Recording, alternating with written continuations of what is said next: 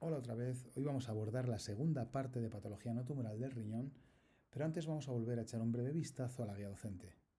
En la anterior clase vimos la mayor parte del tema 17 con una breve introducción de patrones de afectación glomerular y lesiones glomerulares básicas. Lo hemos dejado en glomerulonefritis membranoproliferativa y hoy lo vamos a retomar en las principales causas de síndrome nefrítico y luego veremos lesiones glomerulares asociadas a enfermedades sistémicas, específicamente nefropatía lúpica, para pasar después al tema 18. Si bien como conceptos generales de nefropatología hay temas que faltan como nefropatía diabética o amiloidosis, estos se vieron el año pasado y hay otros conceptos que han sufrido grandes cambios en los últimos años como las gamapatías monoclonales de significado renal y la patología del trasplante renal que por no estar en la guía docente no abordaremos. Pasemos por lo tanto al punto 4, principales glomerulonefritis que cursan con síndrome nefrítico. Estas van a ser la glomerulonefritis postinfecciosa, nefropatía IgA, enfermedad antimembrana basal y vasculitis ANCA positivas, también conocidas como glomerulonefritis post-inmunes. La glomerulonefritis aguda postinfecciosa la podéis encontrar en la literatura con otros nombres ya en desuso como glomerulonefritis aguda postestreptocócica, proliferativa endocapilar o proliferativa aguda. Si bien el agente etiológico más frecuente de largo va a ser el Streptococcus pyogenes, también puede ser producida por el Staphylococcus aureus, razón por la que ya se ha quedado en desuso el nombre de postestreptocócica. No obstante, va a tener también otras causas, principalmente la endocarditis infecciosa y la infección del shunt ventriculateral en derivaciones por hidrocefalia. Ya vimos en la anterior clase que la principal diferencia con las glomerulopatías C3 es el antecedente de infección, generalmente vías respiratorias altas, aunque también puede ser cutánea, que ocurre normalmente entre 1 y 4 semanas antes, de media unas 2 semanas antes de presentarse la afectación glomerular. Normalmente cursa con hematuria, edemas, hipertensión y un fracaso renal de inicio abrupto que dura en torno a 1 a 2 semanas. En la analítica veremos una elevación de la creatinina sérica, aumento de productos nitrogenados, disminución del filtrado glomerular y una proteinuria subnefrótica, es decir, menos de 3 gramos día, asociada característicamente a una hipocomplementemia, que dura unas 6 semanas. Histológicamente vamos a ver una hipercelularidad endocapilar global a expensas de polimorfonucleares, de ahí el nombre de aguda. El término exudativo es una denominación errónea ya que los neutrófilos están marginados dentro de los capilares más que exudando de ellos. Como podéis apreciar en esta foto teñida con plata, esa hipercelularidad global va a producir una disminución en el calibre de las luces vasculares que difícilmente serán reconocibles. Fijaos que en esta foto tan solo los capilares del centro del glomérulo parecen vacíos mientras que el resto están prácticamente llenos de polimorfonucleares. En esta otra fotografía, si bien se ve menos infiltración por polimorfonucleares que en las anteriores dos, se pueden identificar bien aún esos neutrófilos, sobre todo en la mitad y en la parte izquierda de la fotografía. El viejo término glomerulonefritis proliferativa está ya en desuso porque implicaría que lo que proliferan son las células nativas del glomérulo, es decir, endotelio, mesangio y el epitelio visceral o parietal, que si bien en alguna ocasión pueden proliferar, en general la proliferación es a expensas de la celularidad inflamatoria en capilares glomerulares. Es por ello que tampoco se está usando ya más el término proliferación endocapilar, sino hipercelularidad endocapilar. Hasta en un tercio de los casos vamos a ver proliferaciones extracapilares en forma de semilunas celulares, como en estas dos fotografías teñidas con plata. Respecto a la inmunofluorescencia, vamos a ver una positividad granular difusa y global en capilares glomerulares y mesangio para IgG, así como para C3, que en esta fotografía muestra el típico patrón en cielo estrellado. Fijaos ahora en el lugar donde apunta esa flecha blanca, ese pequeño punto brillante que correspondería con lo que en ocasiones podemos ver con el tricrómico de Mason como esos depósitos subepiteliales en forma de jorobas, que no son más que agregados inmunológicos en la vertiente subepitelial, es decir, por fuera del capilar glomerular, y que se confirmaría mediante la microscopía electrónica, como por ejemplo aquí donde se ve claramente una joroba pegada a la pared capilar y hacia el espacio urinario. En la inmunofluorescencia, el resto de anticuerpos, IgA, IgM y C1q, serán negativos. Pasemos ahora a la glomerulopatía primaria más frecuente en nuestro entorno, que es la nefropatía IgA. En la literatura lo podéis encontrar también con otros nombres, tales como glomerulonefritis mesangial IgA, simplemente glomerulonefritis mesangial o enfermedad de Berger. en honor a Jean Berger, que es a quien se le atribuye internacionalmente la primera descripción de esta entidad en 1969. Y digo a quien se le atribuye internacionalmente, ya que en un estudio realizado recientemente en la Fundación Jiménez Díaz y que presentamos el año pasado en los congresos de la Sociedad Española de Anatomía Patológica y de la Sociedad Española de Nefrología, demostramos que fueron realmente los doctores Carlos Jiménez Díaz, Manuel Morales y Horacio Oliva quienes describieron esta entidad 8 años antes, en 1961, acuñando el término de nefropatía hematúrica intermitente para referirse a este cuadro clínico patológico. Epidemiológicamente no solo es la glomerulonefritis primaria más frecuente en nuestro entorno, sino en todo el mundo, con variaciones geográficas siendo mucho más frecuente en el sudeste asiático y menos frecuente en individuos de raza negra. Ocurre preferentemente en individuos de 10 a 40 años, aunque puede afectar desde niños hasta ancianos. La presentación clínica más común es la de hematuria macroscópica, que viene normalmente precedido de una infección 1 a 2 días antes, normalmente faringitis, aunque también puede ser gastroenteritis, neumonía, infección urinaria. Pero fijaos el dato de entre 1 y 2 días antes, a diferencia de lo que veíamos en la glomerulonefritis postinfecciosa, que ocurre normalmente entre 1 y 2 semanas antes. Se acompaña normalmente de hipertensión arterial en el 25% de los casos, proteinuria leve, fracaso renal agudo, elevación de la creatinina y el complemento suele ser normal. Respecto a la patogenia, el evento desencadenante es una elevación en los niveles de inmunoglobulina A1 de glicosilada circulante con producción de anticuerpos contra la región bisagra que se depositan característicamente en el mesangio. Histológicamente vamos a ver una gran variabilidad en su espectro, si bien las lesiones que vamos a ver no son específicas de esta entidad.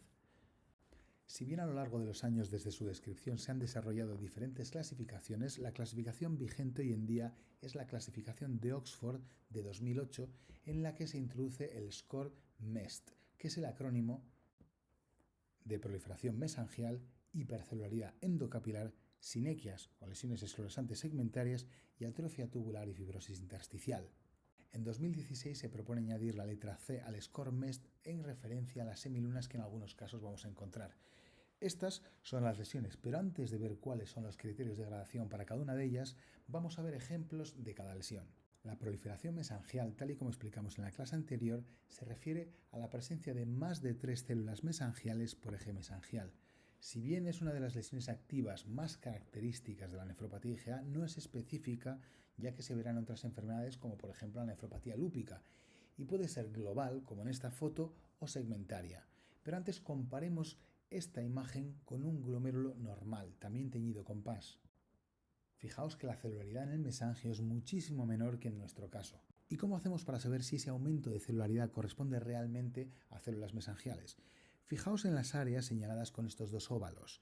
Se considera célula mesangial todo núcleo que está enteramente rodeado de matriz mesangial, es decir, de esa matriz PAS positiva fucsia que estamos viendo en la fotografía. Si por el contrario hay algún área de esa célula que no está enteramente rodeada de matriz mesangial y que se asoma a la luz de un capilar glomerular, como en esta fotografía, podemos decir que esas células no son mesangiales, sino que son células endoteliales. La hipercelularidad endocapilar es otra lesión activa no específica que veremos también en el lupus, que ya hemos visto también en la glomerulonefritis membranoproliferativa y en la entidad anterior, glomerulonefritis postinfecciosa, pero que en este caso no va a ser a expensas de polimorfonucleares, sino sobre todo de monocitos y también de células endoteliales. A diferencia de la membrana proliferativa, en este caso va a ser segmentaria, mientras que en aquel otro caso sería global.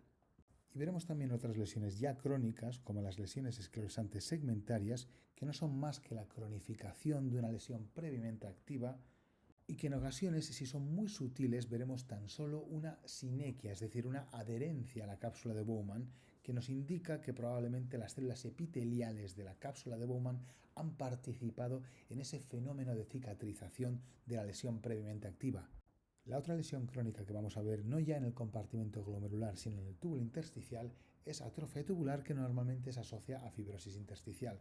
Fijaos en estas dos fotografías, arriba tenemos un cilindro cortical normal en el que se ven los túbulos corticales back to back, tan solo separados por un espacio virtual que corresponde al capilar peritubular, y en la fotografía inferior vemos cómo esa separación en los túbulos es mucho más evidente y ese espacio entre los túbulos no solo corresponde al capilar peritubular, sino que ya está ocupado por colágeno.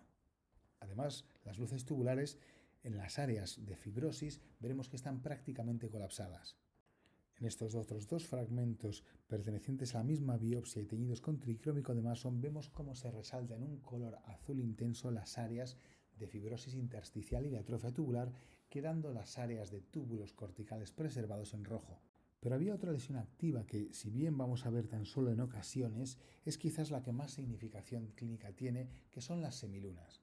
Fijaos en la fotografía de la izquierda cómo el ovillo glomerular queda apretado y comprimido por la semiluna en la parte superior izquierda, mientras que en la fotografía de la derecha casi no se identifica bien qué corresponde al ovillo glomerular a la semiluna. Si delineamos en negro, veremos que la parte interna de esa C corresponde al ovillo glomerular y toda la parte entre las dos líneas negras corresponde a la proliferación extracapilar. A la hora de gradar una biopsia de nefropatía IgA utilizaremos las letras del acrónimo MEST-C seguidos de números 0, 1 o 2 en alguna ocasión, según las siguientes consideraciones. Para la proliferación mesangial, si aparece esta en menos del 50% de los glomérulos, pondremos M0. Si en cambio aparece más del 50%, será M1. La hipercelaridad endocapilar y la glomerulosclerosis segmentaria serán variables dicotómicas en las que pondremos 0 si no vemos ninguno de estos hallazgos y 1 si tan solo lo vemos en uno o cualquier número de glomérulos. Luego los dos últimos valores ya constan de 3 grados cada uno de ellos. La atrofia tubular pondremos T0 si la atrofia tubular y fibrosis intersticial es menos del 25%, T1 si está entre el 26 y el 50% y T2 si es mayor del 50%. Por el contrario, las semilunas celulares pondremos C0 si no vemos ninguna semiluna y si vemos al menos 25% de glomérulos con semilunas será C1. Si ya vemos más del 25% de glomérulos con semilunas pondremos C2. Pero por definición el hallazgo histopatológico más importante y diagnóstico de nefropatía IgA va a ser identificar en la inmunofluorescencia depósitos de IgA granulares en mesangio que también en ocasiones podremos ver que se extienden a la vertiente subendotelial de capilares periféricos como en la fotografía de la esquina superior derecha. Podremos identificar también IgG e IgM en poco menos de la mitad y más de la mitad de los casos respectivamente, pero siempre la IgA va a ser no solo más frecuente, sino dominante en intensidad que estas otras dos inmunoglobulinas. En la mayor parte de los casos veremos depósitos de C3 acompañando los depósitos de IgA, siendo C1q típicamente negativa. Esto descarta la activación de la vía clásica, sugiriendo una activación de la vía alterna del complemento. Ya en la anterior clase comentamos la clasificación clínica de las glomerulonefritis rápidamente progresivas para hacer referencia a aquellas nefropatías que cursan con semilunas, que si bien en esta clasificación corresponden a estas entidades señaladas de rojo, comentábamos que no son todas las que están ni están todas las que son, ya que también la glomerulopatía C3, glomerulonefritis fibrilar, enfermedad por depósito de inmunoglobulinas monoclonales, microangiopatía trombótica en algunos casos e incluso nefropatía diabética pueden cursar con semilunas, ya que en la tipo 1 y tipo 3, si bien el causante de esta agresión al capilar glomerular es un anticuerpo específico, cualquier lesión que nos produzca una rotura en un capilar glomerular va a provocar la liberación del contenido del capilar glomerular plasmático hacia el espacio urinario con la consiguiente activación de la cascada de la coagulación y proliferación extracapilar como respuesta a esta lesión. Si bien la tipo 1 y la tipo 3 van a ser las que más cursen con semilunas. Fijaos las dos columnas que he puesto a la derecha. La primera de ellas es el porcentaje de casos con al menos alguna semiluna. En la enfermedad antimembrana basal, el 97% de los casos, es decir, casi todas, van a presentar al menos una semiluna, y en la columna de la derecha aparecen los casos en los que hay semilunas en más del 50% de los glomérulos. También en la antimembrana basal, la gran mayor parte de los casos vamos a ver semilunas por doquier. Si nos fijamos en la pauci inmune, en la ANCA positiva, también el 90%, es decir, la mayor parte de los casos, la gran mayoría de los casos, van a presentarse con semilunas, pero tan solo en la mitad de ellos vamos a tener el 50% de glomérulos con semilunas. Antes de seguir, realmente esta diferencia, ¿por qué estamos poniendo aquí el 50% si a lo mejor lo que importa es simplemente tener alguna semiluna? Básicamente porque cuando leáis patrón proliferativo extracapilar, o en inglés crescentic pattern, ese patrón hace referencia a que se encuentren semilunas en más del 50% de los glomérulos. Ahora, tras la revisión de la clasificación de Oxford, en la que se incluyó la C para hacer referencia a las semilunas, ya si os fijáis en la nefropatía IgA, el C2 es que tenga más del 25% de semilunas, porque se considera ya clínicamente significativo tener el 30 o el 40%. No hace falta tener el 50% de glomérulos con semilunas para que sea clínicamente significativo. Pues bien, si os fijáis también en las que no están en la clasificación de rápidamente progresivas, tenemos la glomerulopatía C3 y la fibrilar, que muestran un porcentaje muy alto de casos con al menos alguna semiluna. Por lo tanto, en la enfermedad antimembrana basal, en la microscopía óptica, semilunas en la práctica totalidad de los casos, y en la inmunofluorescencia característicamente vamos a ver esta positividad lineal en todos los capilares glomerulares. Es muy característica. Por el contrario, en la glomerulonefritis asociada a ANCA, como podéis ver en la foto de arriba a la derecha, vamos a ver negatividad para todos los anticuerpos, de ahí su nombre pauciinmune. De hecho, si vemos alguna positividad, va a ser tan solo para el fibrinógeno, y en el caso de que en el segmento que destinemos a la congelación tengamos la suerte de ver una semiluna. Otro dato importante es que, al igual que veamos la antimembrana basal, la mayor parte de los casos va a cursar con semilunas, pero característicamente la vasculitis ANCA es una enfermedad que va en brotes, es decir, que por eso mismo va a ser muy típico el encontrar, como en la fotografía de la izquierda, semilunas celulares activas coexistiendo con otras lesiones esclerosantes segmentarias, que, como ya habíamos comentado previamente, no son más que la evidencia crónica de que en algún momento hubo una lesión activa. Es decir, que esa coexistencia de lesiones activas y lesiones crónicas nos indica que en efecto estamos ante una enfermedad que va por brotes. Algo que vamos a ver en algunos casos en la siguiente entidad que vamos a ver, que será la nefropatía lúpica. De entre todas las enfermedades sistémicas que pueden cursar con afectación renal, quizás aquella en la que la biopsia renal es más importante es la nefropatía lúpica. Y de hecho, en algunos casos, esta biopsia renal va a suponer el diagnóstico inicial del lupus eritematoso sistémico. Será en un pequeño porcentaje de casos, pero esto no significa que tengamos una bola de cristal y que podamos predecir los síntomas que luego conformarán los criterios diagnósticos de lupus. La razón por la que esto ocurre es porque en el riñón se encuentran los capilares más pequeños de todo el organismo, y al igual que en otras enfermedades sistémicas, el primer golpe a veces se va a dar en el riñón, es decir, antes de que ocurra todo el reguero de síntomas. Es decir, que no vamos a predecir los síntomas, sino que puede que los síntomas renales precedan al resto de síntomas. Y también a veces ocurre lo mismo inversamente, es decir, que si bien muchas veces los datos clínicos y analíticos pueden hacernos sospechar qué es lo que vamos a encontrarnos en la biopsia renal, va a haber un alto porcentaje de casos en los que estos datos clínicos y analíticos no van a poder predecir los hallazgos histológicos, y por eso la biopsia va a ser clave, no solo en el diagnóstico, sino sobre todo para establecer un pronóstico y planificar el tratamiento de estos pacientes. Al igual que vimos en la nefropatía IgA, en la nefropatía lúpica vamos a ver una gran variabilidad de lesiones que tampoco van a ser específicas.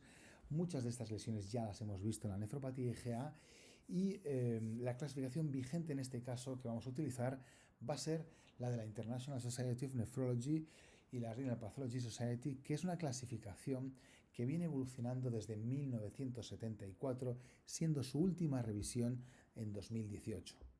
Aquí tenemos la clasificación de la nefritis lúpica revisada en 2018, en el que tenemos 6 clases. Fijaos que la clase 1 y la clase 6 son clases que en otras clasificaciones de otras nefropatías, por ejemplo, la nefropatía diabética, tenemos lo mismo. Clase 1 prácticamente no hay hallazgos histológicos, y clase 6, en el caso de la nefropatía diabética será la clase 4, pero bueno, la última clase es la que prácticamente todos los glomérulos están esclerosados. Pues bien, vayamos desgranándola poco a poco. Como decíamos, en la primera clase los glomérulos son normales en la microscopía óptica y tan solo veremos alteraciones en la inmunofluorescencia. Fijaos en el esquema de la izquierda, vemos un capilar glomerular normal, En rojo vemos la célula mesangial, en amarillo la célula endotelial y en verde la célula epitelial visceral, es decir, el podocito. Si os fijáis en el esquema de la derecha, la única diferencia es tan solo unos pequeños depósitos que pueden estar localizados en el mesangio y que tan solo veremos en la inmunofluorescencia, que es muchísimo más específica que la microscopía óptica. Del mismo modo, tampoco vamos a tener alteraciones clínicas en esta clase 1, siendo la creatinina sérica normal. Sí vamos a tener clínica en la clase 2, en la que podemos ver micromaturia o proteinuria no nefrótica con creatinina sérica todavía normal. En la microscopía óptica también vamos a ver las primeras alteraciones. Fijaos primero en el esquema de la izquierda, como ahora no tenemos solo una célula mesangial roja, sino que tenemos dos. Y además, entre las células mesangiales podemos ver que son mucho más evidentes esos depósitos negros. Si pasamos ahora a la fotografía de la derecha, vemos un claro patrón proliferativo mesangial que de hecho nos recuerda a una nefropatía IgA, pero se diferenciará de esta en la inmunofluorescencia, como veremos más adelante. En la nefropatía lúpica clase 3 la clínica ya será más florida con proteinuria y hematuria, a veces incluso síndrome nefrótico, con hipertensión y aumento de creatinina sérica, pudiendo evolucionar a clase 4. Histopatológicamente, el nombre de esta clase 3, nefritis lúpica focal, nos está dando una pista de lo que nos vamos a encontrar, es decir, lesiones en menos del 50% de los glomérulos. ¿Qué tipo de lesiones nos vamos a encontrar? Nos vamos a encontrar lesiones de tipo hipercelularidad endocapilar o extracapilar con presencia de depósitos subendoteliales y podemos ver proliferación mesangial o en algunos casos no verla. Fijémonos también cómo evoluciona a la izquierda ese esquema respecto a lo que habíamos visto antes. Tenemos ahí los mismos depósitos mesangiales que pueden estar presentes o no, pero además vemos que esos depósitos se extienden a la vertiente subendotelial del capilar glomerular, es decir, vemos esos depósitos negros entre la célula amarilla, que es el endotelio, y la línea gris que corresponde a la membrana basal. Si lo vemos ahora en la fotografía de la derecha, podemos ver con el tricrómico de Mason cómo esos depósitos son claramente fucsinófilos, es decir, un rojo intenso, y además se intuye una línea verde por fuera de ellos, que es hacia donde está señalando la flecha negra, es decir, que el depósito está por debajo de la membrana basal, subendotelial. La 4 será la clase más frecuentemente biopsiada. Como clínica vamos a encontrarnos hematuria, proteinuria, un claro síndrome nefrótico, fracaso renal agudo, hipertensión y normalmente se asocia a un título elevado de anticuerpos anti-DNA e hipocomplementemia. En la microscopía óptica, como su nombre indica, nefritis lúpica difusa, ya vamos a encontrar lesiones en más del 50% de los glomérulos. ¿Y qué tipo de lesiones vamos a ver? Fijémonos otra vez en el esquema de la izquierda. Los depósitos, a diferencia de las anteriores, del anterior esquema de la clase 3, ya son mucho más gruesos y fijaos cómo rodean completamente toda la vuelta capilar. Es decir, estos depósitos que rodean toda el asa capilar son aquellos que se denominan en asa de alambre. Fijaos en la fotografía de la derecha, teñida también con tricrómico de Mason, como vemos donde indican las flechas cómo esos depósitos están rodeando todo el asa capilar. Y el caso es que a alguien le recordó a este elemento que se pueden encontrar en muchas ferreterías, que es una asa de alambre. Respecto a la clase 5, nefritis lúpica membranosa, como su nombre indica, nos encontraremos lo mismo que en una nefropatía membranosa, es decir, proteinuria con síndrome nefrótico y una función renal normal. Puede haber hipertensión y micromaturia en algunos casos y generalmente poca actividad inmunológica. Desde el punto de vista histológico, fijaos en el esquema de la izquierda, nos encontramos también con un patrón típico de nefropatía membranosa, es decir, depósitos, pero no ya depósitos gruesos, sino pequeños depósitos en la vertiente contraria, es decir, en la parte de afuera del capilar glomerular entre la membrana basal y el podocito, es decir, por debajo del podocito, que es el epitelio visceral, por lo tanto, subepiteliales. Si os fijáis ahora en la fotografía de la derecha teñida con tricrómico de Mason, en este caso los depósitos no aparecen tan fucsinófilos, tan rojos, porque de hecho es una tinción realizada con diferentes tintes, pero corresponden a esas áreas un poco más granates y se ven como unas pelotas claramente por fuera de la membrana basal glomerular. Y como su nombre indica, la clase 6, nefritis lúpica esclerosante, en la que veremos esclerosis glomerular en más del 90% de los glomérulos, es decir, que además si no tenemos actividad residual inmunológica no se diferenciaría de cualquier otra glomerulonefritis crónica avanzada, de cualquier otro tipo de nefropatía por cualquier otra causa. Una vez identificadas esas lesiones que nos van a determinar en qué clase nos vamos a encontrar de nefropatía lúpica, tenemos que tener en cuenta que existen también otra serie de lesiones, muchas de ellas también las hemos visto antes, que nos van a servir no ya para clasificarla, sino para gradar la biopsia renal. Porque en una biopsia renal de nefropatía lúpica tenemos que dar la clase y el grado de actividad y de cronicidad. En negro aparecen las lesiones que ya hemos visto y he marcado en rojo las lesiones que aún nos quedan por ver y que pasaremos a ver a continuación y que nos servirán para dar este grado de actividad y de cronicidad de una biopsia renal con nefropatía lúpica. Entre las lesiones activas, una de las que tiene mayor significación clínica es la cariorrexis. Tal y como su nombre en griego indica, cario, núcleo y rexis, rotura, vamos a ver restos de núcleos rotos que podremos identificar ahí en las áreas que están señaladas con las flechas en negro. Fijaos que son varios puntitos. Tenemos que ver varios puntitos, no vale solo uno, porque si vemos solo un puntito podría ser también que estemos viendo tan solo un núcleo, pero en su corte más apical. Fijaos también en la fotografía inferior derecha cómo se identifican, donde están esos óvalos, esa especie de polvo nuclear que corresponde a la rotura de los núcleos. Otra lesión activa que también nos vamos a encontrar en algunas ocasiones y que normalmente suele ir asociada a aquellos casos en los que hay semilunas va a ser la necrosis fibrinoide. Esta quedará evidente en los cortes de tricrómico de Masson por una lesión en forma de llamaradas de un color rojizo. Con hematoxilina eosina adoptará una coloración rosa un tanto eosinófila. Otra lesión con gran significación clínica que ya hemos visto en la nefropatía IgA, en la enfermedad antimembrana basal y en las lesiones básicas en la clase inicial va a ser la presencia de semilunas. Pero fijaos que aquí estamos haciendo distinción entre semilunas celulares, fibrocelulares y fibrosas. Y no solo eso, sino que estamos agrupando semilunas celulares y fibrocelulares y abajo entre las lesiones crónicas semilunas fibrosas. ¿Por qué estamos haciendo esto? Pues bien, porque al nefrólogo le interesa mucho que hagamos esta distinción y que le indiquemos el estadio evolutivo de esa semiluna. ¿Por qué? Porque aquellas celulares y fibrocelulares van a regresar, se van a recuperar con tratamiento inmunosupresor, mientras que las semilunas fibrosas no se van a recuperar.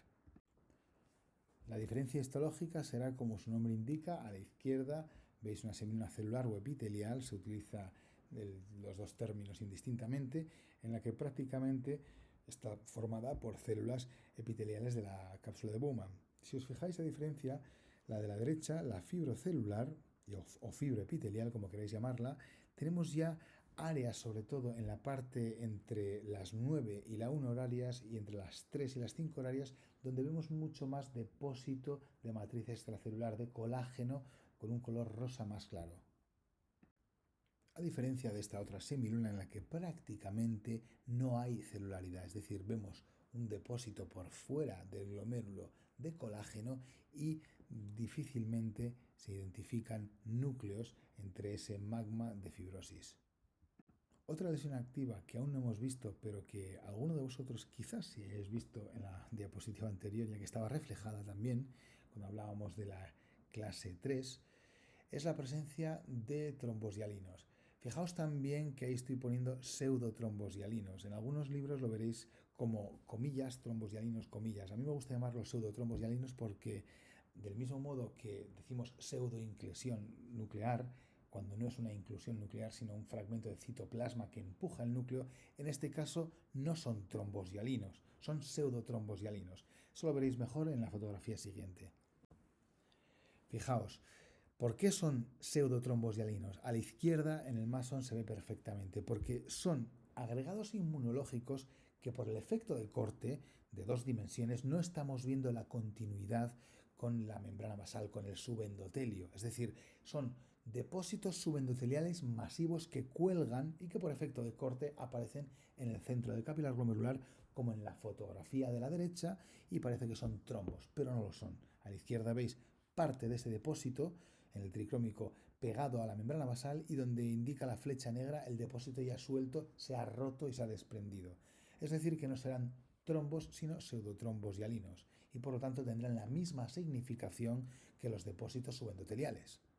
Pues bien, una vez vistas todas estas lesiones que podemos ver en la nefropatía lúpica, después de ver que además la mayor parte de ellas no eran específicas, quizás la más específica va a ser la presencia de depósitos subendoteliales y de trombos hialinos y de asas de alambre específicamente, porque ya podemos tener en otras nefropatías depósitos subendoteliales también inmunológicos, pero en raras ocasiones rodean toda la membrana basal glomerular y toda la asa capilar, como en aquellos casos de nefropatía lúpica clase 4 que vamos a ver en los que denominaremos asas de alambre.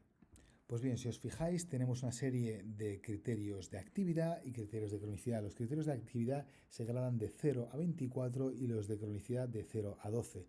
Y tenéis ahí la definición, cuántos glomérulos tenemos que ver con los diferentes tipos de lesiones para asignarle un 1, 2 o 3.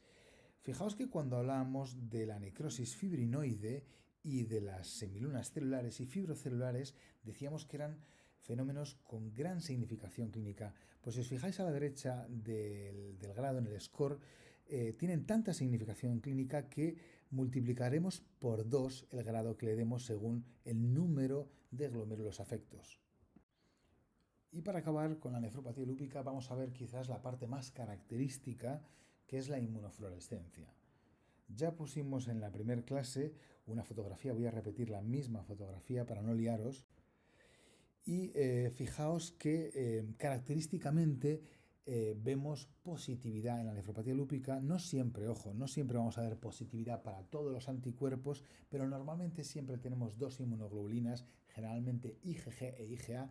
Fijaos que os estoy poniendo IgG mayor que IgA, porque si bien estas dos son las más frecuentemente encontradas, característicamente la IgG predomina sobre la IgA, algo que ocurría al contrario en la nefropatía IgA y que es lo que prácticamente pues, define a la nefropatía IgA, es decir, que domine la IgA sobre cualquier otra. En este caso, no.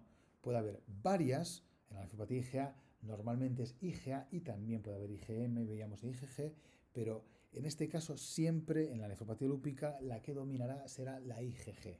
Por eso la diferenciaremos. Otro dato importante y quizás más que el anterior a la hora de diferenciarlas es que en la nefropatía lúpica característicamente vamos a tener C1q positivo, además del C3, es decir, que tenemos una activación de la cascada del complemento por diversas vías, por la vía clásica y por la vía alterna. Y también vamos a ver positividad similar para capa y lambda, es decir, policlonal, lo que nos indica que no estamos ante un evento monoclonal, no hay restricción de cadenas ligeras. Y si recordabais con aquella foto de la baraja cómo denominábamos aquel patrón de inmunofluorescencia en la que la práctica totalidad o la totalidad de los anticuerpos son positivos, es positividad full house, que va a ser casi patognomónica de nefropatía lúpica. Digo casi porque va a haber alguna pequeña excepción en los que veamos un full house y no sea nefropatía lúpica. Pero bueno, en cualquier caso, decir full house es pensar en lupus. ¿Y cómo son esos depósitos que no he comentado antes? Serán granulares, como podéis ver en esta fotografía. Ojo que la granularidad, en el caso de los depósitos subendoteliales, tiende a la confluencia. Entonces a veces nos da una imagen como si estuviéramos marcándolo con un marcador de punta gorda, es decir, una gran positividad, a diferencia del típico patrón que veíamos en la nefropatía membranosa en la que son puntitos. Esto recordad que ocurre porque en la nefropatía membranosa los depósitos de inmunocomplejos se unían a los receptores que estaban en la base de los podocitos, que están perfectamente distribuidos y repartidos en la base de los podocitos, mientras que en los casos en los que vemos depósitos subendotelial, estos depósitos tienden a confluir entre el endotelio y la membrana basal y se van agregando y por eso dan esta imagen como en cinta mucho más gruesa y más tosca.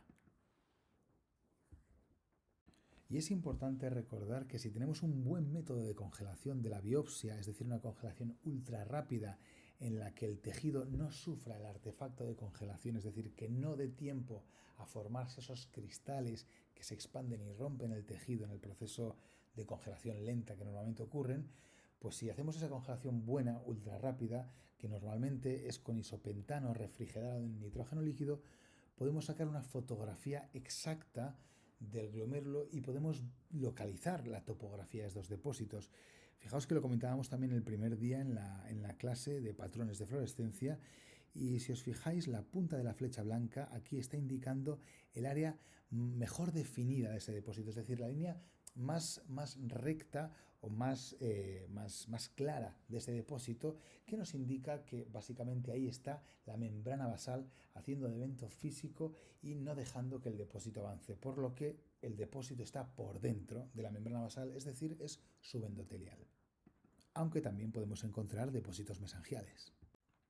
Y aquí tenéis esa correlación entre la inmunofluorescencia y la microscopía óptica, donde vemos en rojo, en el tricrómico fucsinófilo, ese depósito subendotelial. En este caso no es un asa de alambre, es tan solo un depósito subendotelial muy segmentario, que está localizado en una parte del asa, no en toda el asa, y que sería la imagen positiva, al igual de lo que estamos viendo en la fluorescencia, teñido en este caso con IgG. Abandonemos ya el glomérulo para centrarnos en la patología renal tubulointersticial, en la que veremos patología tubulointersticial aguda y patología tubulointersticial crónica. Veamos primero cuáles van a ser esos mecanismos patogénicos de nefropatía tubulointersticial. Vamos a tener varios mecanismos. El primero de ellos va a ser nefropatía tubulointersticial reactiva, que ocurrirá por liberación sistémica de citoquinas y linfoquinas que van a ser filtradas por el glomérulo y luego reabsorbidas por el túbulo proximal, donde producirán un daño directo a nivel local. También tendremos nefropatía tubulointersticial infecciosa, que ocurrirá principalmente por tres mecanismos: liberación de toxinas por microorganismos, daño directo por esos microorganismos y una respuesta inflamatoria mediada principalmente por linfocitos T. También puede ocurrir por combinación de varios de estos mecanismos. Tenemos también otro mecanismo patogénico que será nefropatía tubulointersticial por fármacos, que será mediado principalmente por un mecanismo inmunológico.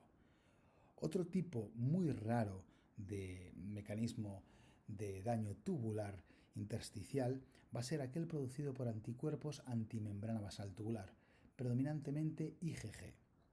Tenemos también nefropatía tubulointersticial por inmunocomplejos, que van a ser mediados también por IgG, probablemente generados contra una gran variedad de antígenos tubulares. Tendremos también nefropatía tubulointersticial mediada por mecanismos celulares, y por último podemos tener también inflamación intersticial, fibrosis intersticial y atrofia tubular, que serán mecanismos ya de tipo crónico. Antes de ver todo el espectro de lesiones que van a conformar el daño tubular agudo, tenemos que tener bien claro qué es un túbulo normal y un túbulo afecto. Ahí tenéis una flecha en la que señala túbulo normal arriba y abajo NTA, que significa necrosis tubular aguda. Fijaos que en el túbulo normal tiene un color bastante rosa, un rosa muy intenso, muy hipereosinófilo. ¿Por qué ocurre esto? Recordad que en los túbulos proximales ocurre hasta el 85% de la reabsorción de los solutos que se filtran. Al tener tanta reabsorción, ese túbulo lo que necesita es una gran actividad metabólica. Histológicamente, una gran actividad metabólica se traduce en un gran contenido de mitocondrias, y en anatomía patológica, con una tinción de hematoxilina eosina, las mitocondrias le confieren a una célula un color bastante hipereosinófilo, un rosa intenso. Por eso el citoplasma es muy grueso, porque está lleno de mitocondrias. Si os fijáis también en esa flecha negra, podéis identificar en el borde luminal de la célula epitelial tubular un área un poquito más intensa y más brillante. Esa área corresponde al ribete en cepillo, que es donde están situadas todas las bombas que van a meter todos esos solutos en la célula. Comparadlo ahora con el túbulo que más abajo pone necrosis tubular aguda, y no solo vais a ver todo ese contenido de células muertas en la luz, sino que si os fijáis en el propio epitelio tubular, la diferencia cromática es evidente. Ha perdido esa hipereosinofilia, es decir, ha perdido gran cantidad del contenido mitocondrial y se ha adelgazado bastante más el epitelio. Pero vamos a ver progresivamente cuáles van a ser estos cambios. El primer cambio que vamos a identificar es la dilatación de la luz de los túbulos. Fijaos cómo, a diferencia del túbulo sano en la anterior fotografía, la mayor parte de los túbulos de esta fotografía se encuentran ampliamente dilatados y el epitelio considerablemente adelgazado. El siguiente cambio va a ser una diferencia considerable entre el tamaño de los núcleos de un mismo corte tubular. Si os fijáis en un solo túbulo, veréis que los núcleos de ese túbulo tienen diferentes tamaños. Esto en anatomía patológica en otras situaciones nos puede indicar displasia. En este caso nos está indicando una reactividad a una agresión externa. En esta diapositiva, a pesar de que estamos hablando de patología tubulointersticial, os he puesto a la izquierda una fotografía de un glomérulo con una lesión que hemos visto hoy y que hemos visto en la clase anterior. Os dejaré 2 segundos para que intentéis pensar de qué lesión se trata. Efectivamente, se trata de una semiluna celular o epitelial que además muestra un abundante contenido eritrocitario en el espacio urinario. Pues bien, esto es para explicar que en la práctica totalidad de los casos en los que nos encontramos ante nefropatías que cursan con semilunas, estos se acompañan de daño tubular agudo, que normalmente suele ser dependiente del número de semilunas, es decir, a mayor cantidad de semilunas, daño tubular agudo más extenso y más difuso. ¿Por qué ocurre esto? Si os fijáis, estos eritrocitos que se han vertido al espacio urinario van a pasar por toda la circulación de la luz tubular. El epitelio tubular está acostumbrado a recibir simplemente el filtrado glomerular, no los eritrocitos. Y los eritrocitos resulta que causan un daño tubular agudo tóxico. ¿Por qué? Por mecanismos de oxidación.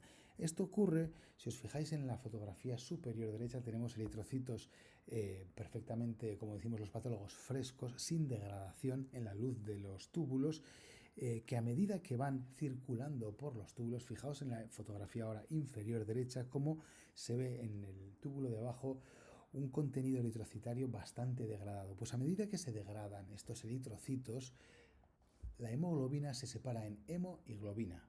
Y si os fijáis ahora en la fotografía de la izquierda, sobre todo en el túbulo que está más arriba y a la derecha de esa fotografía, los eritrocitos ya están adoptando un aspecto mucho más marrón, es decir, que la hemoglobina se está degradando y una vez que se degrada, el grupo hemo es transportado por el transportador megalina-cubulina dentro de la célula epitelial tubular, donde produce un efecto tóxico mediante mecanismos de oxidación.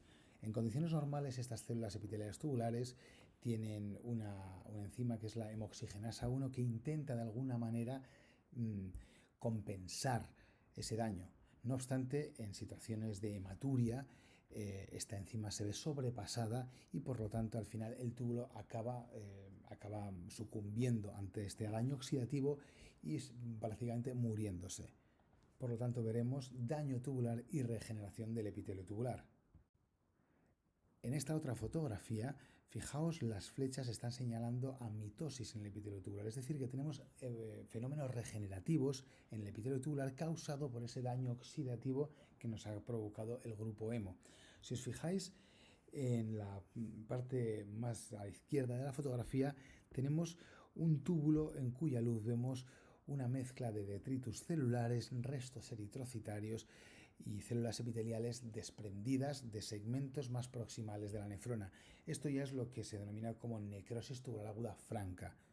Y si bien todos estos signos que hemos visto hasta ahora son signos de daño tubular agudo, la presencia de todos estos restos de detritos celulares mezclados en la luz de los túbulos, en túbulos que todavía conserven su epitelio, es lo que es claramente indicativo de necrosis tubular aguda.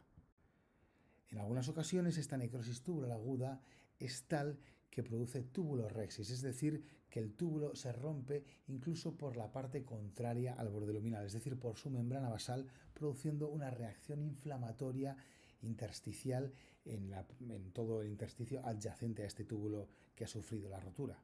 Por lo tanto, podríamos decir que en estos casos con semiluna el fracaso renal agudo llega por 2 vías. Por un lado, oliguria o anuria producida por la propia semiluna y por otro lado, el fracaso renal agudo se ve agravado por ese daño tubular que produce la toxicidad de la oxidación debido al grupo hemo. En esta otra fotografía vemos un caso de nefropatía tubulointersticial por fármacos en el que además de toda la célula inflamatoria mixta que vemos en el intersticio, se pueden identificar claramente gran cantidad de eosinófilos, que son esas células mucho más rojas con un citoplasma más granular y, como su nombre indica, mucho más eosinófilo. En la nefropatía tubulointersticial crónica se van a solapar hallazgos histológicos tales como un infiltrado inflamatorio, principalmente el linfoplasmocitario, junto con fenómenos de atrofia tubular y fibrosis intersticial.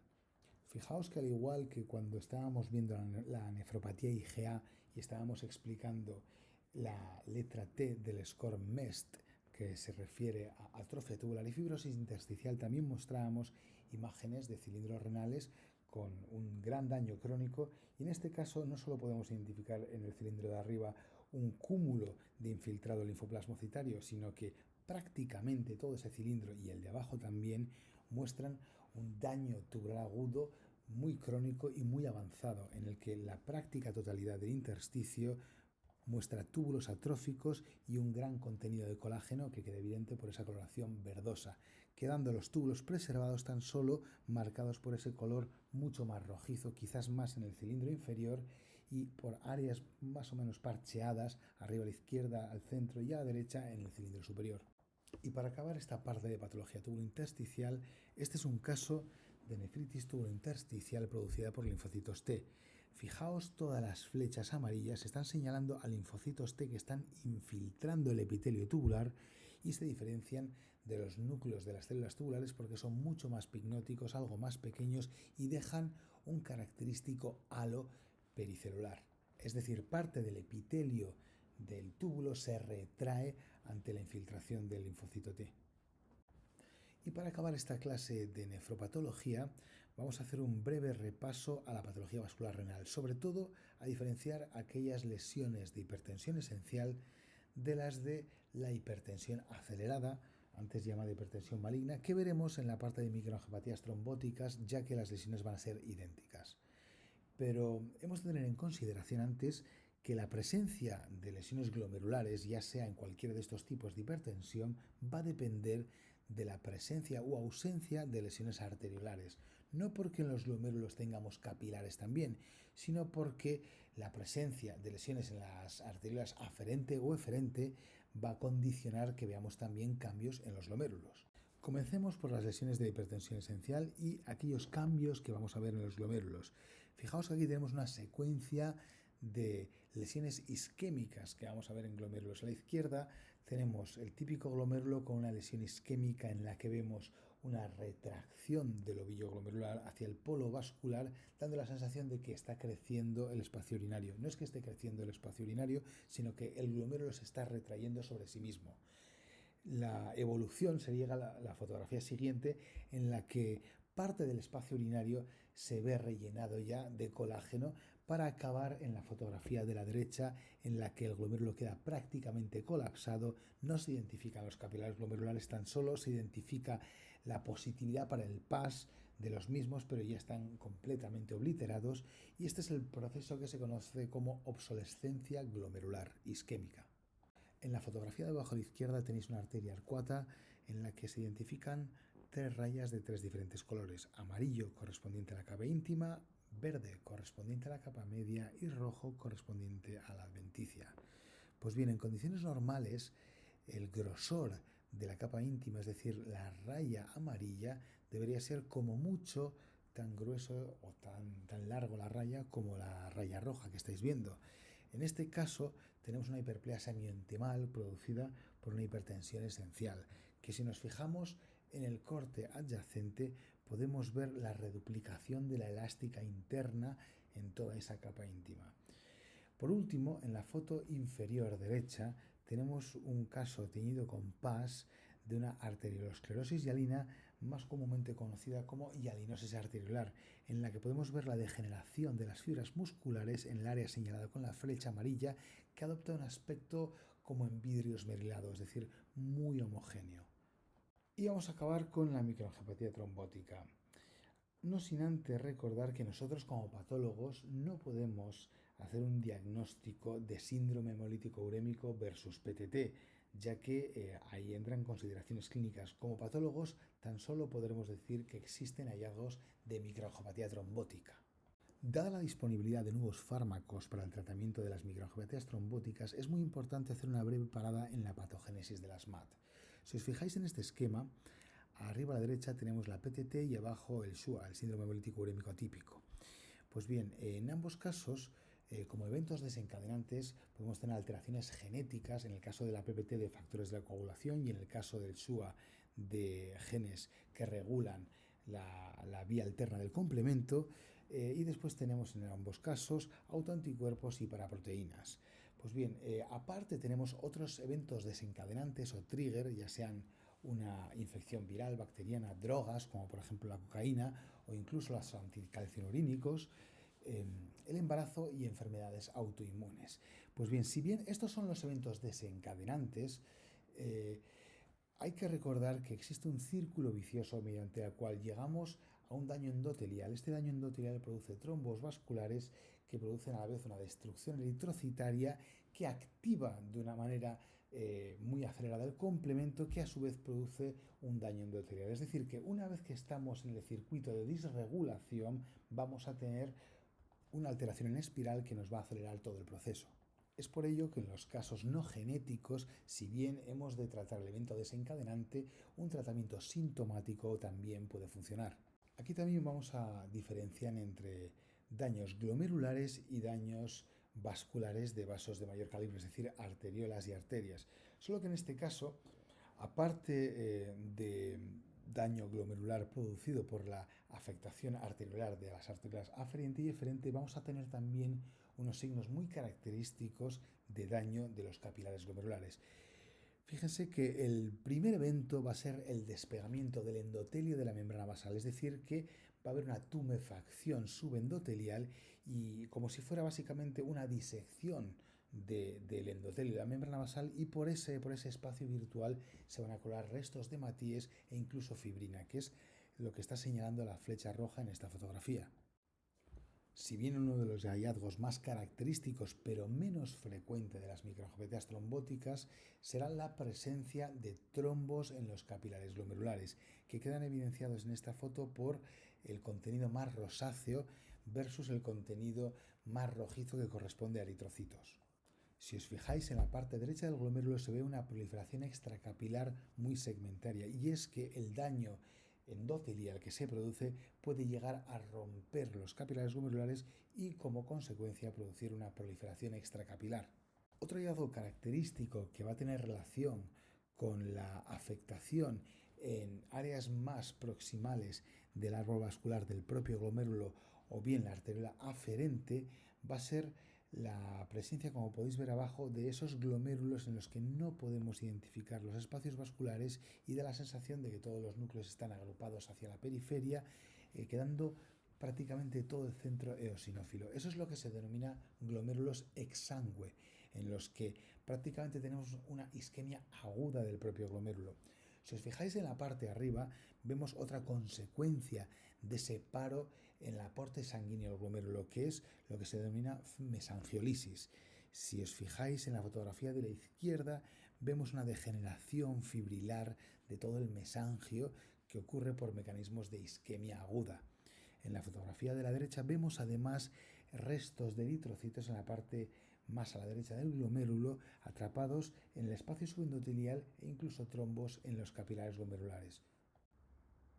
Esta otra fotografía de abajo a la izquierda nos ilustra la razón por la que estos glomérulos tienen signos de isquemia, ya no solo más crónica como esa retracción del ovillo glomerular hacia el polo vascular, sino el aspecto de glomérulos exsangue en los que prácticamente nos identifican luces capilares glomerulares.